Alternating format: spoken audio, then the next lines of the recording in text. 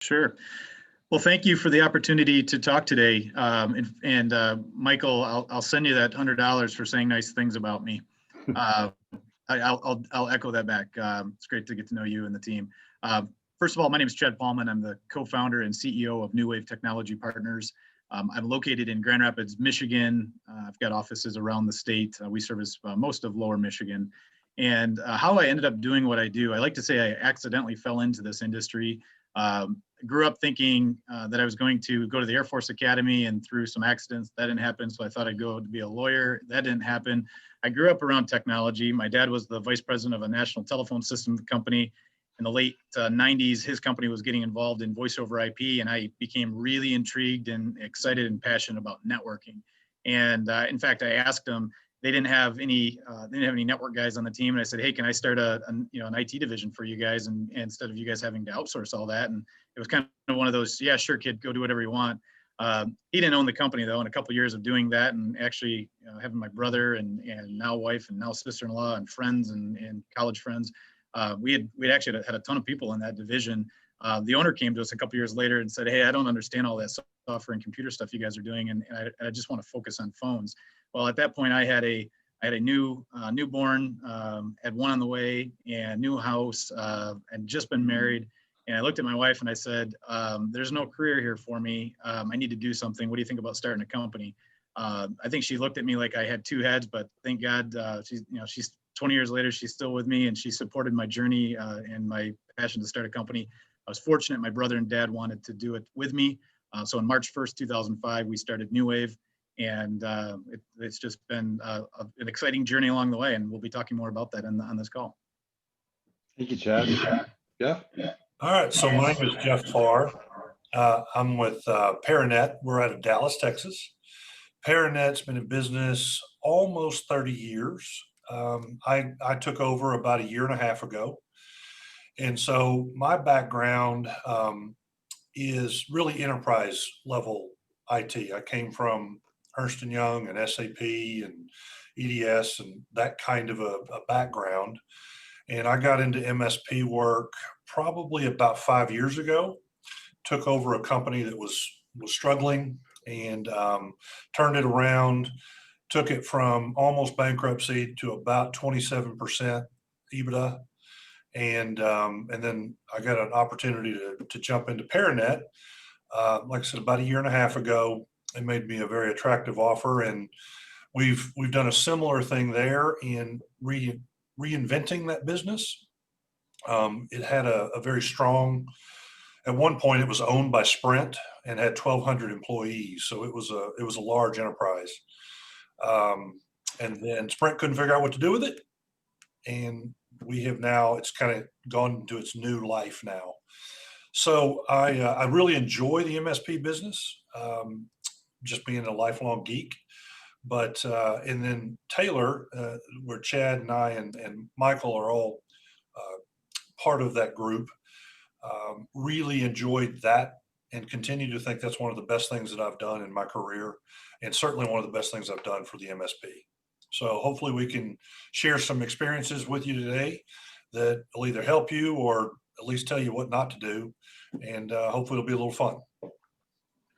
Thank you, Jeff. Thank you very much. Chad, that $100 goes to Jeff. Again, my name is Michael France. My history, I came out of college, started my own IT business, primarily focused in Apple and PC, did software development. We developed a product called Corporate Legal Management way back in the late 80s, early 90s. And successfully ran that business for 18 years before we exited. And it was a wonderful journey for me. We exited about a total revenue of about $24 million and had over 130 employees. And that is, from this call standpoint and from what we'll be talking about, it really resonates with me because, like Chad and Jeff and many of you on here, you started your business and then grew it a person or two at a time. And I can relate to that. And there's benefits to that in some ways because you get to do all of the jobs yourself as you build the business. But it's exciting. And then I joined Taylor Business Group about 5 years ago. And I work with our clients primarily and doing direct coaching and managing a few of our larger groups, as well as the product side of TBG, which is our roadmap to profitability. So we have a great team here as well. So let's go on to our first slide here to talk about the our agenda. We'll be going through and talking about each of these areas, from owner changes in the very beginning all the way through exit. You know, running a business has many areas that develop over time. You know, over the course of the life of your business, you will change, your people will change, processes will change, clients will change, how your growth trajectory is moving will change, all the way through to exit. So we're going to take a look at these key areas and get input from our panelists as to how they've addressed it and grown their business through each of these areas and cycles. So owner changes. So I think one of the things that a lot of people like to think about, especially if you're a smaller MSP all the way through, you know, say $3 or $4 million, is hiring those first people. And you know, I'd like to ask Chad, I think, a little bit, because he mentioned, you know, you're both your brother and your father and your family.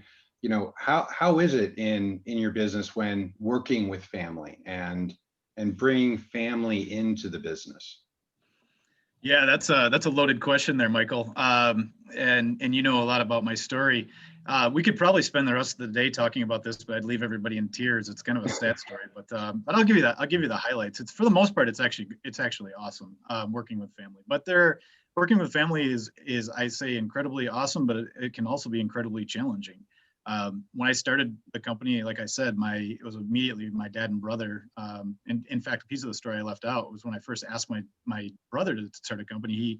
He was on board, but my dad's response was hell no. And I mean, I'm quoting him. And we had to ask him a couple of times, and he kept saying the same thing. And finally, he said, "Guys, I'll start a company with you on one condition: you find a company to buy."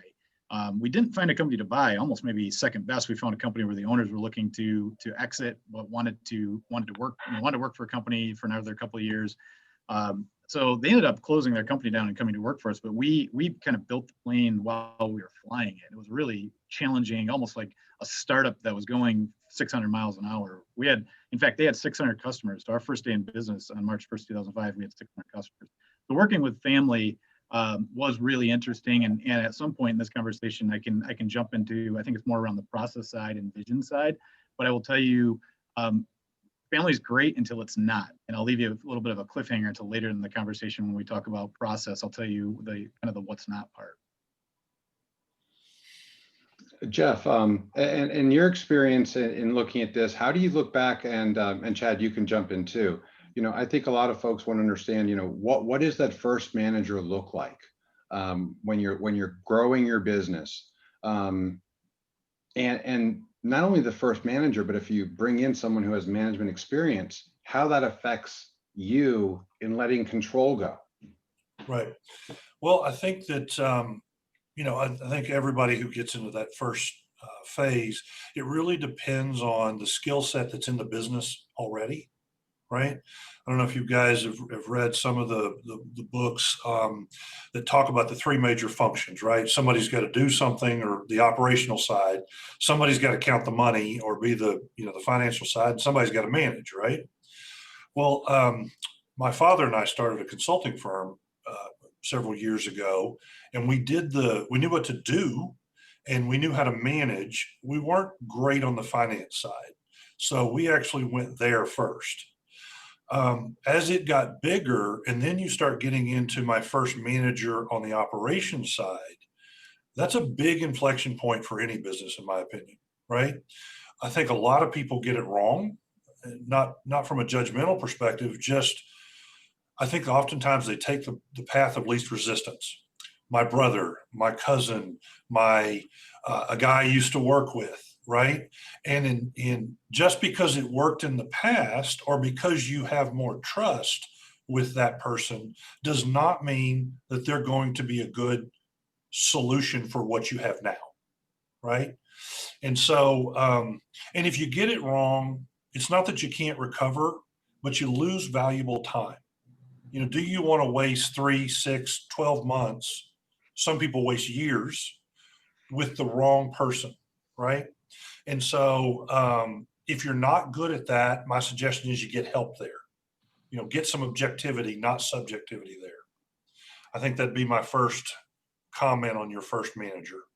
You know, and Jeff, to add to that, some great advice I was given a long time ago, and I haven't always stuck true to it. And when I haven't, I sometimes regret it. But is the don't hire who you can't fire. If you think about that and begin, you know, I've given this discussion around hiring friends and families many times. And if you start out the conversation about how you're going to essentially divorce each other, or how you're gonna separate from each other when it doesn't work, if you start with that and have a clear agreement on the front end that, hey, when this doesn't work, here's exactly how we're going to unravel and still hopefully be friends or family. It's a really awkward conversation, but if you think about does everybody have 100% hiring rate or success rate when hiring non-friends and family? Of course, the answer is no. So why would you think it's going to be any different with friends and family? Right. I think to Jeff's point, it can be the path of least resistance. Somebody you know because you have a need and you want to fill the immediate need, but that's very short-term in nature. Exactly. And obviously in building out a management team, that's also another inflection point, because you're adding, you know, typically you'll add first a service manager and then maybe a sales manager and then maybe an operations manager. These folks that you bring on board, you know, in talking about, you know, the journey, you know, that's what pushes us forward. And I wanted to see how in your businesses, I'll ask Chad this, how building out your management team, especially where you're at today, has helped push you along to be that CEO president, even if that wasn't necessarily what you set out to be. Yeah, Michael, this particular piece of my journey has really defined so many aspects of my business and even my personal life today. This was admittedly one of the hardest things we did. We had gotten to the point of 3 offices and a few $1 million in revenue, or, you know, we're past 3 million at that point. But I had a head of sales come to me one day and he says, hey, he threw a book on my desk and he says, you need to read this book, Traction. And the interesting thing, I think, probably about a lot of people in this industry is that we're passionate about what we do. You know, we're a lot of times, sometimes very entrepreneurial. I've also found a tremendous amount of passion of just do whatever needs to get done to get the job done. And that was true with our company still. In fact, one of my core values is gas, give a blank, passion. But the thing was, that was great until the point of everybody was tripping on each other. And when I finally sat down and read Traction, and then I had an EOS implementer come in, entrepreneur operating system implementer come in, and he said, here's the problem. You guys have no structure. Everybody's doing a little bit of everything, but there's no clarity of accountability. And you need to build an accountability chart. You need to have clarity of roles. Who does what? Who's in charge of finance? Who's in charge of operations? Who's in charge of sales? In fact, my brother and my dad and I, we said when we started the company, nobody's going to be the president. We're all going to be equal. We were 3 equal third shareholders, and we're going to be equal decision making. That was great until tough decisions needed to get made. And then we had stalemate, and it was a disaster. So I would tell you, don't do that. Skip that part of the mistakes I made and skip right to the part of having actual defined structure. Somebody has to be in charge. Somebody has to make the final decision, especially on tough decisions. And in fact, that I'll leave on that point. That was the sitting down with the entrepreneur operating system implementer and him saying, guys, I can't hire you because you guys have got 2 different boats and you guys are rowing in 2 different directions. Mind you, at this point, we were 5-6 years in business, and we had 3 family members sitting there, other family members working at the company, and we have somebody telling us we're going in 2 different directions. That conversation right there had forced us to sit down and say, okay, where are we going? And ultimately, my dad retired as a result of that. And that, I can tell you, that was one of the most challenging times in my business, one of the most challenging times in my personal life. So creating a management team is imperative to the success and growth of an organization. Yeah, I'll follow up on that a little bit. Almost everybody in our peer group runs Traction. I'm a huge fan of Traction. My background's a little bit different because I came from enterprise and I had a lot more of the, most MSPs are started by a technician, an engineer. and they got a couple of clients, and next thing you know, they've got a business and they don't know what to do with it, right? So that's a different learning curve. I came at it from a little bit different angle. So to his point, I don't care what it is. I don't care if you're using Rockefeller or Traction or Stagen or any of the systems out there. Just have one, right? That's the key. And the other thing about the hierarchy, go into it with the end in mind. You've heard that before. What's your exit strategy for the business? Well, also, what's your exit strategy with people? I think Chad's dead on there. For when I took this particular job, when I got here and the vision was so muddy, once I really got everybody to focus on laser focused on the objective and what we were going to be and do, I ended up turning over 80% of the staff. 80%. So out of 54 people, 80% are gone and replaced.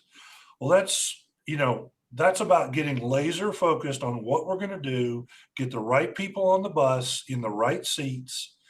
And that is not for the faint of heart. That is hard to do. And that rolls really well into excellent points, both of you. And I think it rolls well into us talking about our next item here, which is personnel changes, right? This is a key point in the development of the business and in, I think, the owner's development in understanding what and kind of defining who they are and who each of us are as owners. What type of culture do we want? How do we live our lives? What's right and what's wrong. And that's what we bring into the business as people.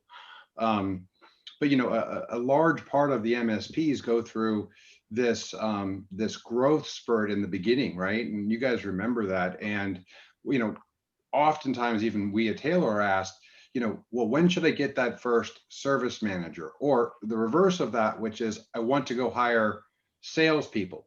And it may not be, the general thought is you grow sales once you're delivering, 100% top-notch help desk client satisfaction, right? Because if you're not doing service delivery well, why would you grow and invest in revenue? I wanted to bring up these first few here because I think they're kind of really relevant, which is talking about hiring that first service manager or hiring that first dispatcher, and then into sales staff. And then I think we should talk about the main point here, which is really true, which is, those folks that got you there may not be the ones that need to take you to the next level. And that's a whole other development part in the journey. So I'll turn that over to Chad to comment on it and share a little bit about that from your perspective. Yeah, Michael, thank you. A piece of advice I was given early in career, and it stuck with me. I had a mentor pull me aside, and by the way, if you don't have mentors, if you don't have somebody that's already been to where you want to go, that would be a takeaway. I would challenge you to. There's always somebody smarter than you, somebody faster than you, somebody bigger, better. There's always somebody who's done something in most cases. I guess if you're the first person to the moon, that would be an exception. But for the most place, there's somebody who's been to where you want to go.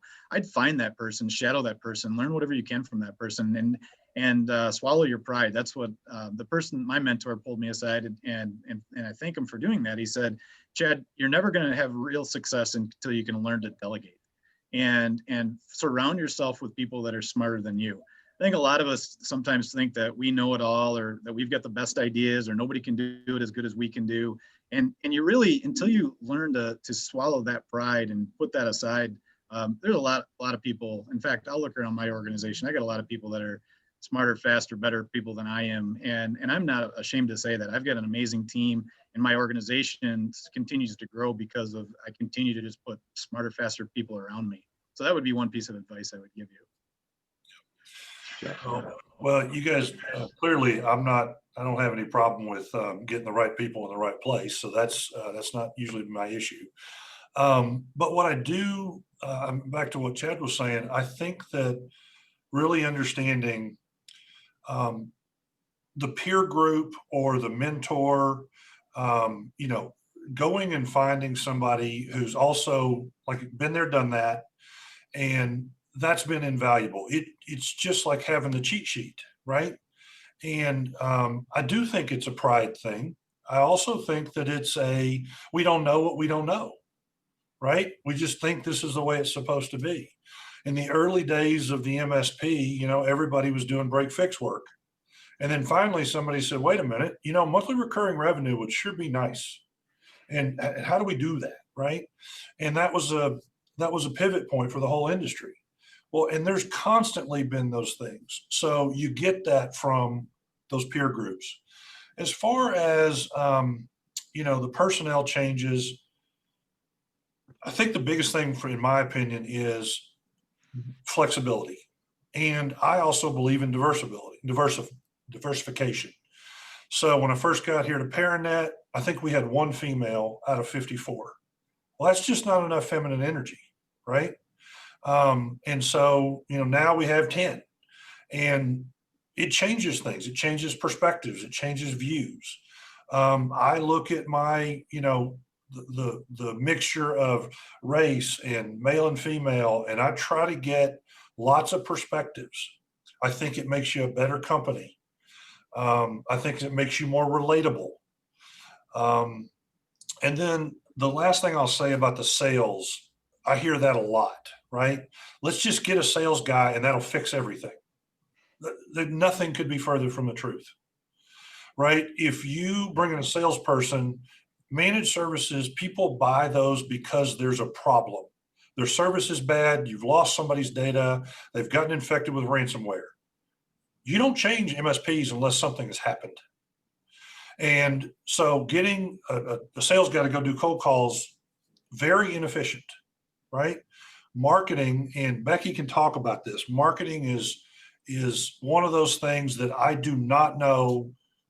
I don't know 10 MSPs out of the 10,000 in the country that actually do it really well. It's not our skill set. Matter of fact, if I think it's a good idea in marketing, you should do the exact opposite. Okay, whatever that is. Becky, talk about marketing a little bit. Oh, that's going to be our next.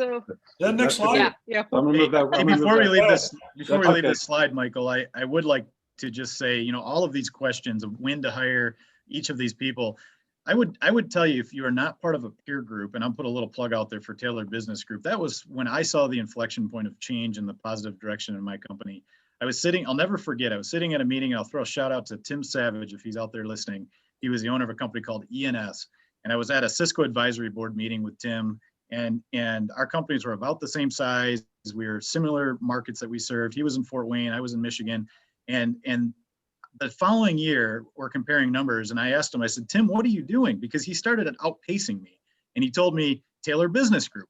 And then the third year I ran into him, and he was really outpacing me. And I'm a competitive guy. And I said, Tim, what are you doing? He says, Chad, I told you, Taylor Business Group. So the moral of the story there is it is a little bit of a shameless plug for Taylor Business Group, but regardless, if you're not part of a peer group, you need to be, because there's a playbook for all of this. And it's all metrics. You need to run your company on data, on when to hire a dispatcher, when to hire sales, when to hire a service manager, how much money to spend on marketing. There's your segue there, Jeff, for marketing. But all of these things, you don't need to figure it out. You don't need to reinvent the wheel and figure it out on your own. There's a playbook to follow here. Yeah, I would just add to this, that I think, as owners who started our businesses, we are used to an environment that we created of problem solving, whether it's the emergency client, the employee issue, the new sales opportunity, the back-ordered product, the new security solutions we're going to add. You're always in this pace of solving problems quickly. And as you begin to grow, that need for the owner to be the person that knows the answer goes back to your earlier point. It shouldn't be about ego. It shouldn't be that you feel like as an owner you can't ask. And that's one of the things that all peer groups bring. And we at Taylor, we will talk about our peer groups at the end, but be in a peer group, because that's where you can really learn these practices without having to redevelop the wheel. And you get the input from many of your peers on what will work for your unique business based on your target verticals. So it's very important that it's that you think of all of these things and realize that, you do have to grow in this journey. It's part of the journey is the development of you as the owner, as the CEO. But let's go on to the next And slide. then Go ahead, Becky. just to one more point, that also to the point about the employee who came in and put a book on your desk and said, you need to read this. Don't make your employees do that. Peer groups are phenomenal at the accountability factor. Exactly. That you've got other people who don't report to you checking in with you periodically to make sure that you're doing the things you said you were going to do. Becky, it's like a quasi board of directors. I always explain it. Yeah. You don't get that short of having some kind of peer group like that. Yes, absolutely. And quickly, Michael, I actually have a board of directors, right? Mhm. My peer group is dramatically more effective at helping me than my board of directors is. And I think you Hopefully actually they're not listening today, Jeff. It's okay if they are. I think you actually use a lot of the data that comes out of our roadmap to profitability against the benchmarks and the Profit Masters Best in Class benchmarks as how you report back to ownership. And I think, Chad, in some ways through in your reviewing of quarterly objectives, you're doing the same thing. So you can't quantify where you're at unless you have something to measure it against. Right. And then being in a group where you can measure it with other people to understand how those problems were solved creates that magic environment for growth. Let's talk about sales and marketing, because I think this is an important area for all MSPs. I would start this off by saying, there's a lot of content flowing around the web and a lot of things that are happening. I mean, we announced a few months ago our owner-led sales program because we found so many owners that were still driving the sales bus. And what does it take for the owner to continue to drive the culture and the type of business that the owner and the team represent out to the clients? And that, that's a big changeover, isn't it? And I just wanted to hear your comments on going from, doing sales yourself to then, becoming the owner and having a sales team underneath you.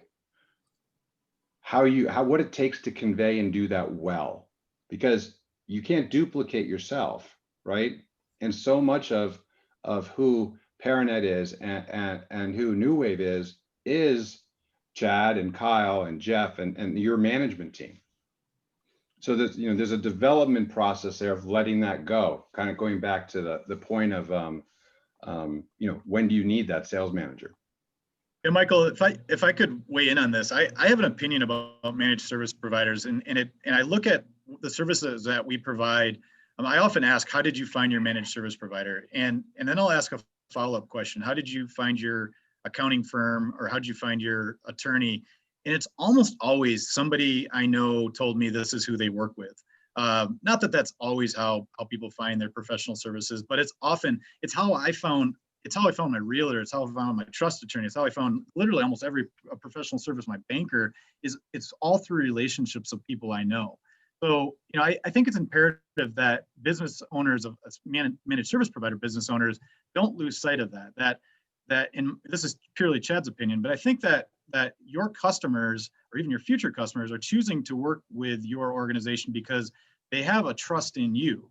Now, don't confuse that with me saying that it has to be you doing the sales, because I really believe that it's scale and you're going to hit a plateau. It's just there's only so much that one person can do. But I think, and again, my opinion, I think that you need to stay visible to your clients. So if you're the owner of the managed service provider, your clients need to know that Chad or Jeff or whoever the owner of the organization is there, and that at the end of the day, if they need help, that they can come to you. The second piece of that I'll give you is a mistake that I made numerous times, and I learned through the sales transformation program with Taylor Business Group, is the importance of hiring people like yourself, because your clients are choosing to work with a professional of the level or caliber of you, and they want to have somebody like you. I watch too many managed service providers try to hire the most inexpensive salesperson they get. So they'll bring on a new client, and then they'll hand them off to the very inexpensive, low skilled, or maybe lack of experienced person, and then they wonder why their customer is frustrated. So I think it's really important that if you are choosing to bring on sales talent, that you hire the very best professional that you can, because thinking about that your client is expecting somebody of the caliber like yourself. I'll Very well follow. said. I'll follow up with, you know, the vast majority of MSPs are owner-led sales, right? And one of the reasons is the basic fundamental premise of the value proposition, right? So an MSP is selling avoidance of risk, right? Basically, you're walking in and you're saying, give me all of your data and give me all of your systems. And by the way, if I mess it up, I can actually put you out of business. So those customers do not take that lightly. What they're really trying to do is determine what level of risk do I have here. So to Chad's point, they're going to go to people they trust and say, did they do okay for you, right? The second thing is they're buying you. When the CEO shows up and says, we're going to take care of this, there's a whole lot more belief than somebody who's, 26 years old and is running around and trying to get a meeting. Those are two different animals. So the reason that owner-led sales works is because of the structure of the deal.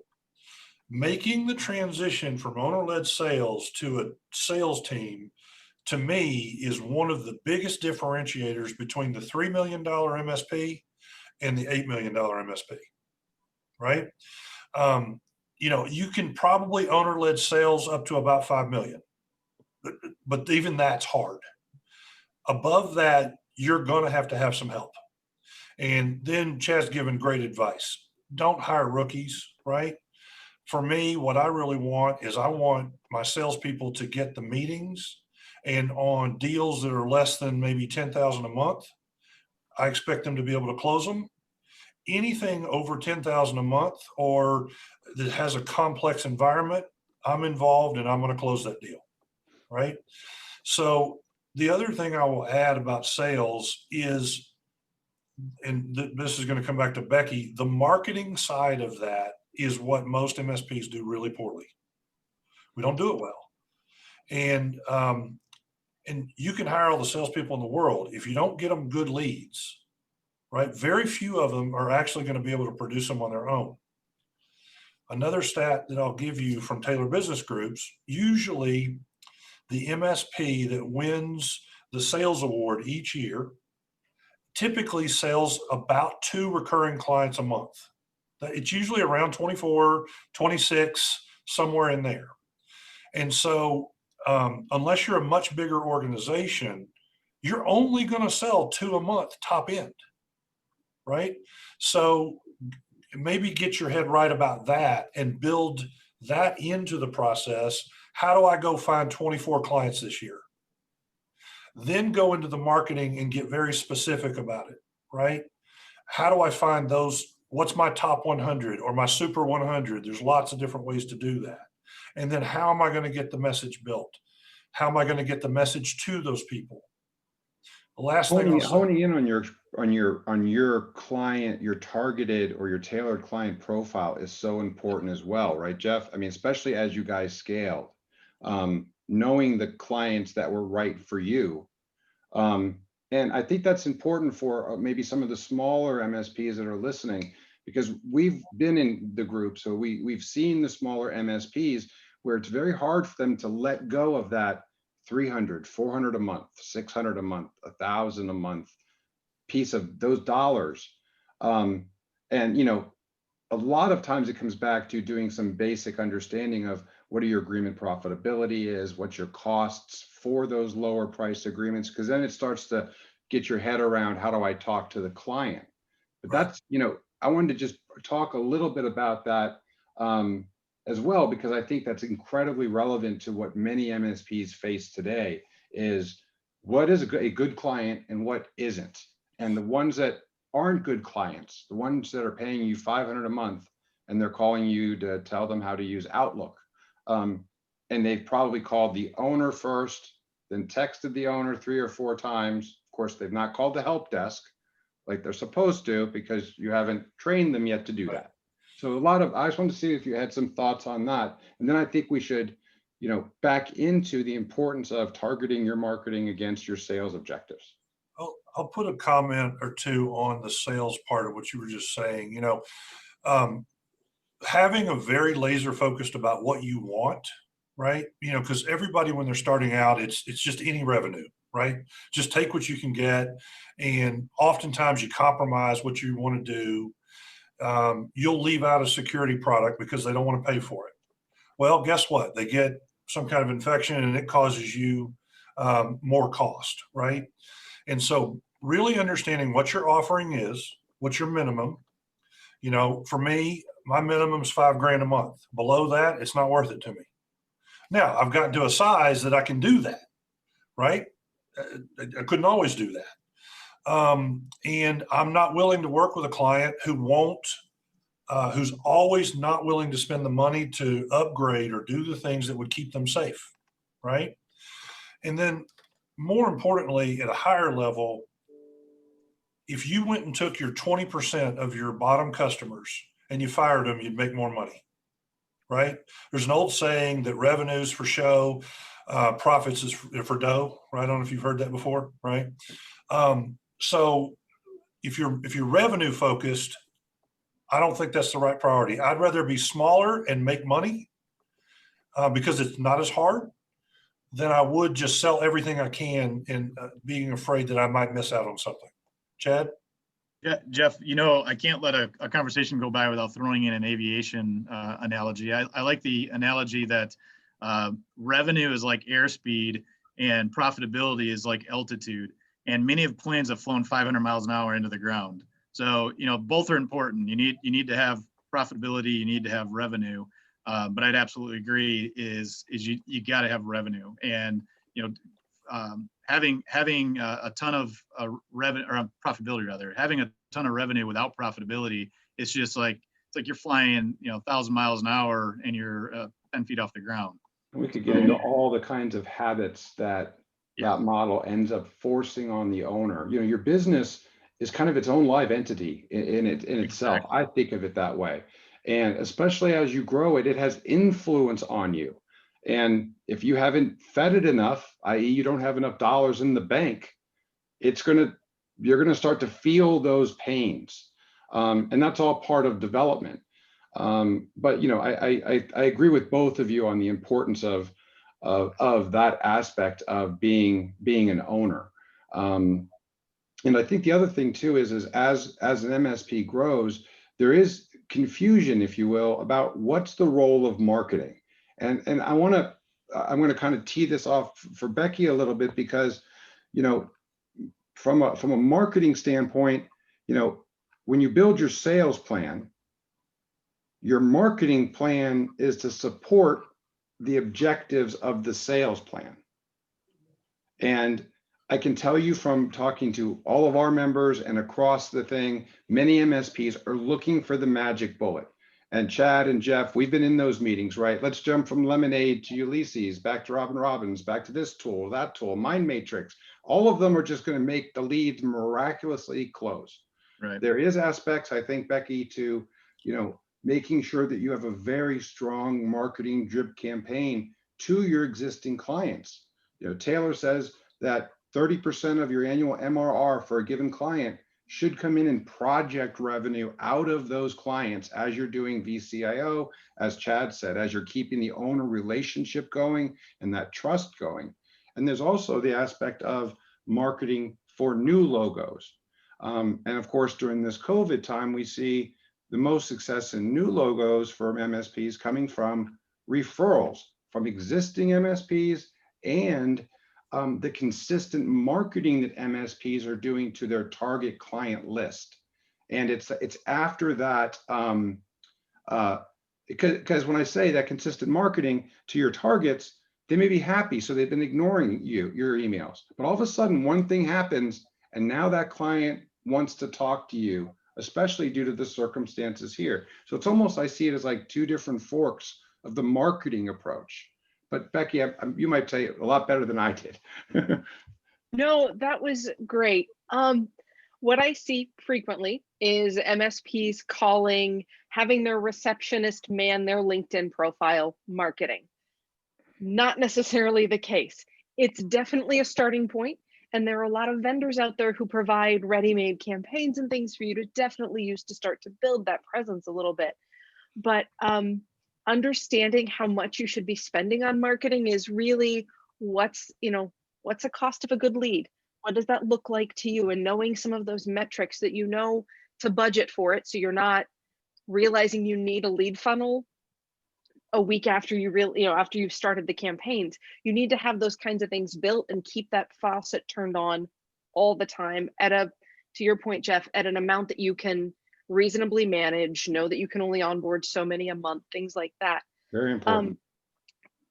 But there's also the element of marketing, of kind of looking at, to your point, Michael, of marketing to your prospects, but then also continuing to market your value to your existing partners and customers. When all systems are running normal, do they remember that you're there and that you're valuable? That becomes especially important if you're ever trying to roll out new offerings. We see it frequently as people are trying to upgrade their security bundles to their existing customers. If they don't understand what you're doing, then you telling them you need more money to do more of what you've already been doing, very different conversation if you haven't been continually marketing and showing that value. And so kind of looking at it, diversifying your marketing a little bit, if you will, but making sure that, you're providing some relevant information to your existing folks as well is key to continuing to grow. I think that's very correctly said. I couldn't say it better. You have to be looking at both those camps, and marketing is a variable that unfortunately, I can say for myself, and I don't know if Chad, Jeff, you might have this feeling too. You want to be involved in marketing because marketing is fun. You get to order pens and tchotchkes and giveaways. Some owners focus on that aspect of making marketing fun, a fun part of the business, like the least part conflicting. So that may not be the right way to go, of course, but Michael, I think marketing done right is also data driven. And I'll tell you, we've taken the approach. I've struggled with marketing. I'm not ashamed to say it on this call. That's been somewhat of our Achilles heel is marketing, and probably largely because we've tried to do it ourselves.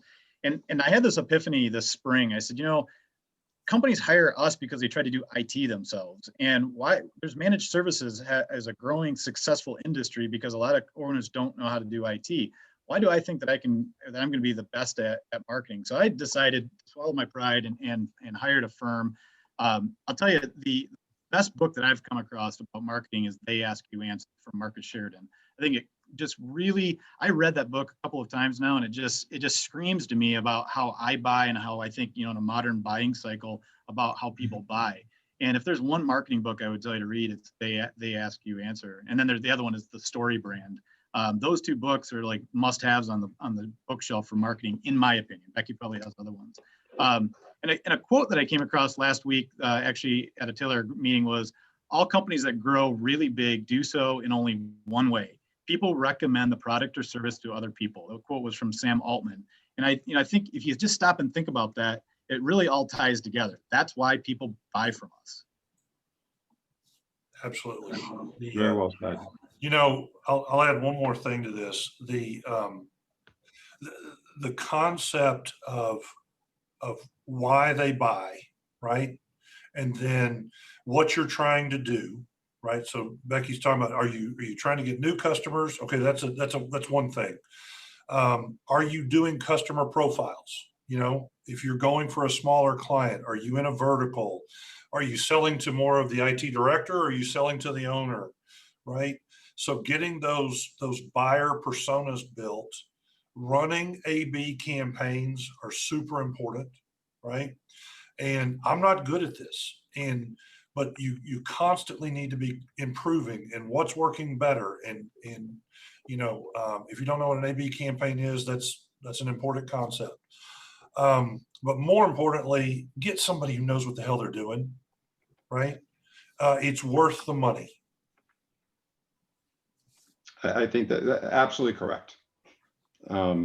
So as we grow, we've talked about sales. I want to be sensitive of time And I want to make sure that we get through to the exit. Otherwise, it'll be like leaving you with the hanging Chad, so to speak. No pun on the upcoming Thanks. election.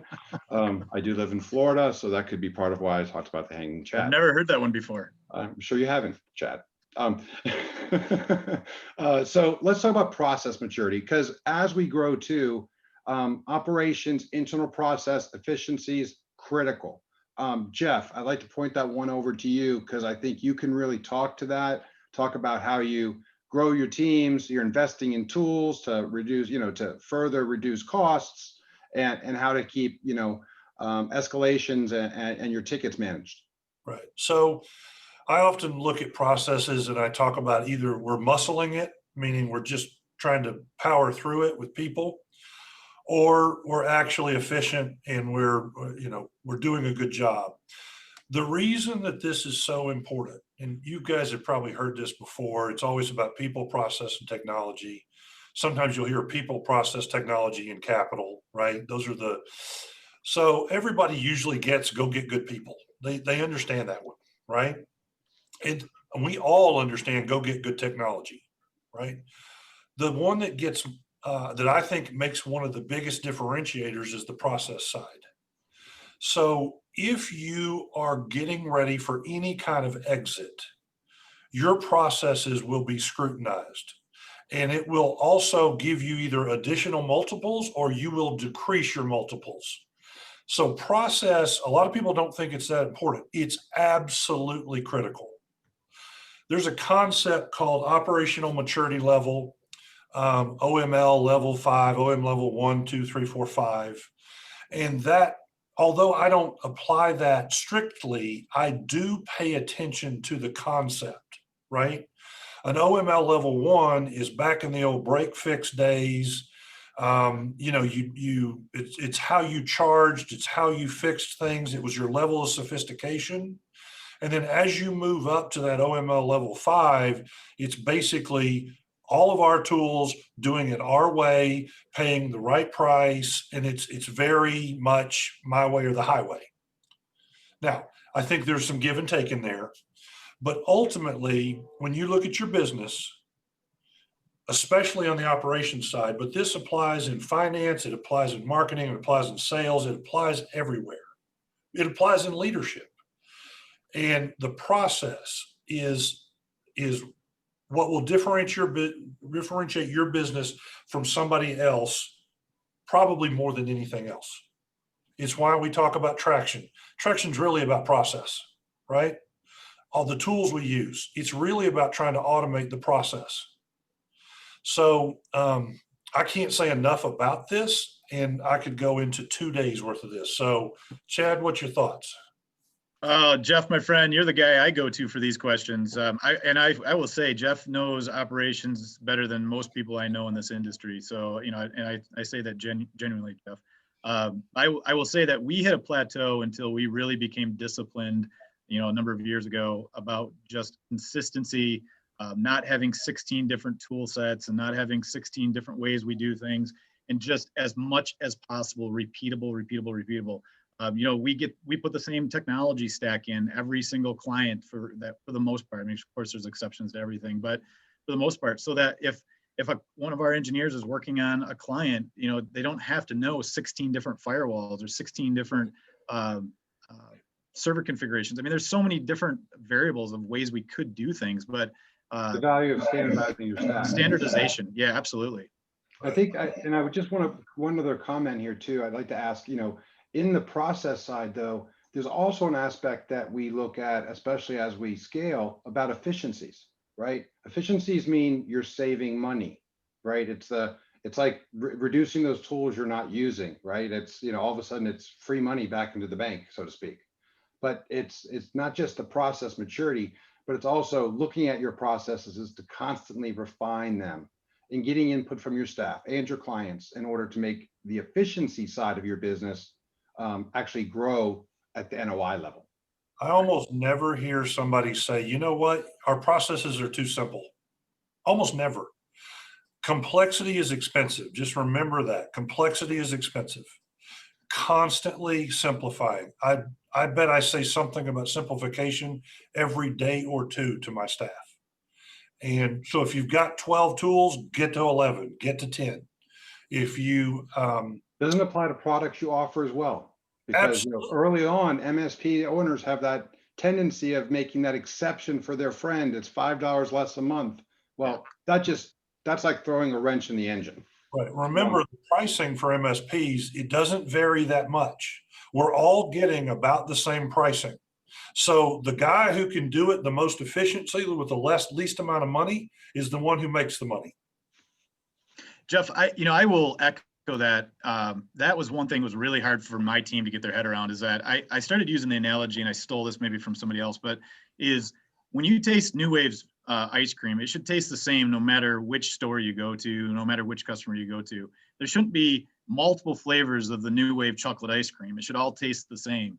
And it's kind of like, oh, duh. But I mean, I think most of us are guilty of that. It's, to your point earlier, is that I'm going to try to customize it for each client scenario, or I'm going to maybe leave some things out to lower the cost because the person's my buddy. And you're just doing yourself and your client a disservice if you do that. So looking at the financial evolution, right? And, this year, 2020 is probably not the best example to look at.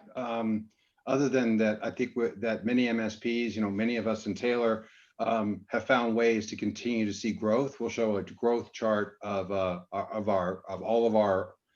entire Taylor community here in just a moment. But knowing, understanding how you have to evolve financially, making sure you have the right relationships. Your profitability when you're small needs to be reinvested back into the company, or you won't have the cash flow to hire that manager you really want.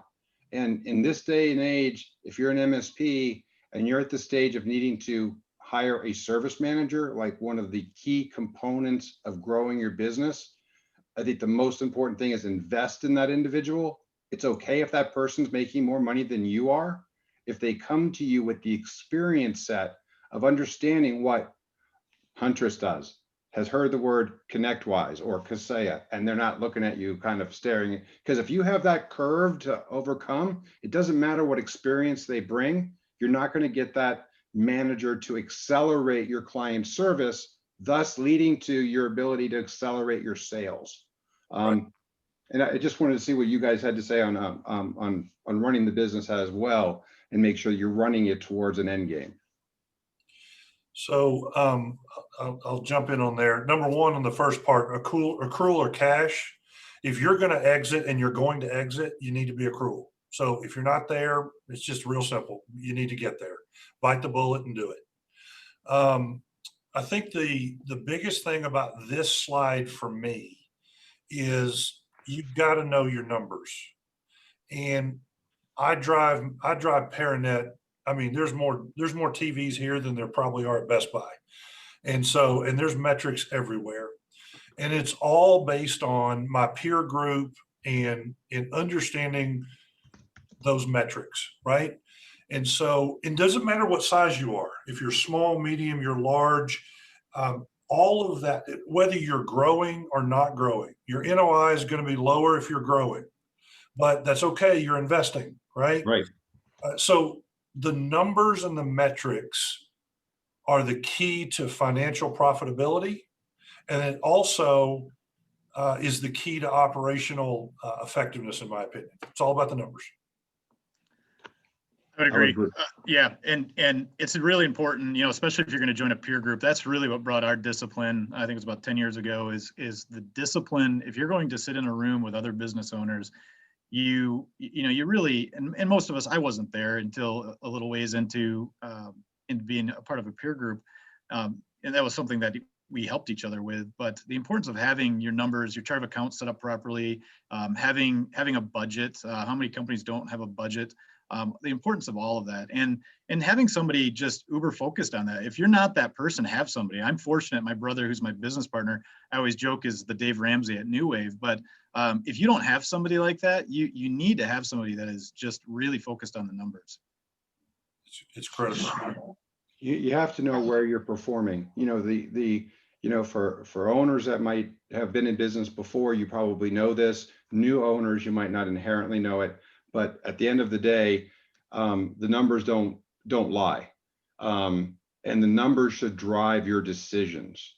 And one of the things with Taylor is we're very focused on the financial numbers, and we're very focused on making sure that we understand where the costs lie, so we can look at what sales costs are and admin costs slash operations, as well as service costs, because knowing those are very important to understanding how your business is performing. Are you priced right? And all of the things that make a successful MSP. And I think it definitely reads well into making sure that you have the right client. We talked a little bit about that, and I know we're getting close to the top of the hour, so I want to move on to the M&A slide, if that's okay with everybody. Sure. So growth, two ways to grow: organic, marketing, referrals, and of course, you can grow through acquiring other companies. So let's take a look at how does that look from Jeff, from your perspective, Chad, from yours. I know you've both done those types of deals where you're buying smaller companies to increase your footprint. Other places you decided to put your own location in because that was what best fit. Share your thoughts with the folks. So, you could do about 2 days on M&A, right? All of the different things that affect your multiples. Are you audited? There's 1,000 things that go into that, right? And there are specific counselors or coaches that can help you through that process. But really, most importantly, is understand that this is going to happen. Whether you sell or whether you eventually buy, this event is going to happen. And you need to be at least 2 years before this happens. You need to be getting ready. Really, ideally 3. And if you haven't ever been through true due diligence, I don't know how to explain it, because just go get a whip and just start whipping the back of your thing it's horrible. But so this process is a huge concept and a huge talking point. But the biggest things I would give you is, it's super important. Run your business as if you're going to buy or sell all the time, and be prepared. Understand what affects multiples. You'll change your behavior, right? And get all kinds of advice. Yeah. Chad? Yeah, I'll echo that. The thing that really struck me a few years ago after reading the book Built to Sell, which I would highly encourage you to read the book. We started running the company so that it could be positioned to sell, and we're not selling the company. So as soon as people start hearing that, people start freaking out. But that's not the point. The point is to have a very healthy company. I can tell you that our company is healthier now than it ever has been in 15 years. A couple of years ago, Kyle and I, my brother, said, let's just run it that way. And because there's 5 Ds to exiting your business. It's disability, divorce, departure, dissolution, and death. And you don't have control of that most of the time. So why not be in a position where your company is just always healthy? So that's my advice. Right. When you get to that place where you feel healthy, and you feel that those pieces are all put in place, the background stress an owner faces, those back of your mind thoughts that you have when you're driving home or laying in bed or talking with your wife or kids that you're not talking about to others, kind of melt away, and you can really focus on the business. In exiting the business, I think it takes a while to do a sale. I think that's one of the things to look at. It takes quite, there's due diligence. By the way, if someone's coming to buy you, there's due diligence on both ends, right? It's your responsibility, if you're selling your business, to look out for you, your people, and all of the families that your business is supporting. If you're looking to acquire another business to grow, are they culturally in tune with you? What staff are you keeping? And there's a lot of due diligence that, can be very broad, that you see financial lists of due diligence data. That's true. But at the end of the day, it's the people and the clients and understanding that business before you make that buying decision. As the guys were saying too, we could go into a whole aspect of how to track and manage and prep for this, getting into how you retain documents, and so forth. Bottom line is your value of your business goes up exponentially based on the additional MRR that you have, the contracts you have with your clients, the number of years that those clients are, tied to. That adds to your multiple. of your different revenue lines that you have, aside if you do maybe software development or have another part of your IT business, the MRR portion of your MSP gets the highest multiple, right? It's not product revenue, whether you're making 30 points on product or not, that's not where your multiple comes from. So knowing what you're working for is so important. And here's just a sample of, this is our Taylor client, this is the entire Taylor community from the beginning of this year. And this is net operating income, so NOI. And as we track all of the owners, we just did a community health report last month. We'll do another one for our members that goes through Q3. You can kind of see where NOI was affected. Now, this does not include any government money, right? You know, there's no PPP in here. There's no EIDL in here. You know, those dollars go into other income below the NOI line after it's forgiven. So it should just be on your balance sheet right now. It's not a factor in your P&L.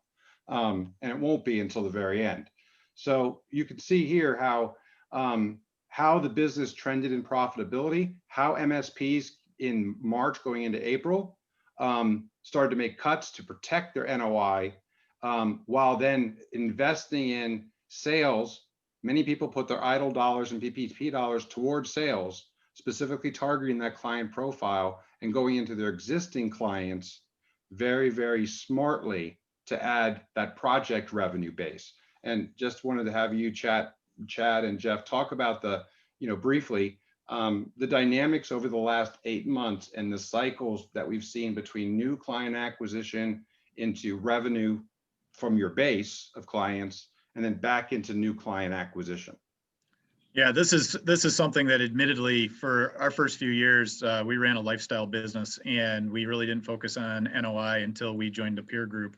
And it was when we joined a peer group, it took a couple of years to start digging out of that. And I think a lot of small business owners are guilty of running a lifestyle business. You know, the idea that tax avoidance, or what do you want to call it, where you're showing no income at the end of the year. That's really not that's the way to run a business. And this graph right here is, Michael, you've just explained, of course, Jeff and I are in Taylor Business Group. This is representative of what we saw. August was the best year in company history. So this could be very close to what we're seeing right now. I can't stress enough the importance of putting emphasis on NOI, and that's got to be everybody in the organization. Something we did is a year ago, we wanted to take it to the next level. So we implemented a profit sharing plan, and it's based upon revenue and NOI numbers. And we've got a graph or a barometer that we show at every quarterly meeting showing where we're at, and just getting every single person in the organization focused on that number. Well, yeah, I'll do quickly. I know we're out of time here, but I also understand that's the average in Taylor Business Group. I consider 12% NOI poor. So my goal is 20%. And so if I'm in last month, we did 18, almost 19%. And so to Chad's point, we're seeing an uptick. I just added 6 new clients. And so COVID, yes, it really took a downturn, but actually for the year, for 2020, we're actually going to hit our target NOI. So yes, there have been some people who got hit really hard, but sometimes you just have to adjust. We had to make some hard choices, and it's still going to be a good year. Yes, it's very important that, I think owners, I like to use the word staying nimble or fluid. That's our secret sauce, I think, as entrepreneurs, is thinking forward, seeing the next vision, the next step for the business, but also being nimble enough when things affect the business and or opportunities present themselves that we can be nimble enough to attack those opportunities. And I know we've come into to the top of the hour. I definitely want to thank Chad and Jeff. I wanted to leave this slide up here. Taylor Business Group really believes and stands behind all of our members. And we have a stimulus offer in place, which basically means you can join one of our Profit Makers for Owners business improvement groups. We're going to waive the entire first year. All your financial responsibility is being onboarded, which is really connecting your financial P&L into our roadmap to profitability financial dashboard system, which matches your financials against best practices to our benchmarks. That's Dennis O'Connell's email. Obviously, Becky has all of our emails as well. And with that, I'll throw it back to you, Becky. Absolutely. Thank you so much, you guys. It was good to hear all of this and to hear your very personal stories. So thank you for sharing in some of those sometimes vulnerable ways. I think that that power of learning from each other is absolutely critical. And just knowing that you're not in this alone. We will absolutely send out a recording of this. I also captured the chat, and we'll try and get all the books in the list in the follow-up email as well, because I think there's some really cool reading recommendations in that. And then somebody did ask in Q&A if we're going to share the slides. So I will reach out to Dennis and get a copy of those, and we can attach those as well, just because I do think there's some really awesome content. Takeaways here: if you're not doing financial benchmarking, start doing that now. Taylor does that. There's others out there that do it as well. Know your numbers and get started somewhere.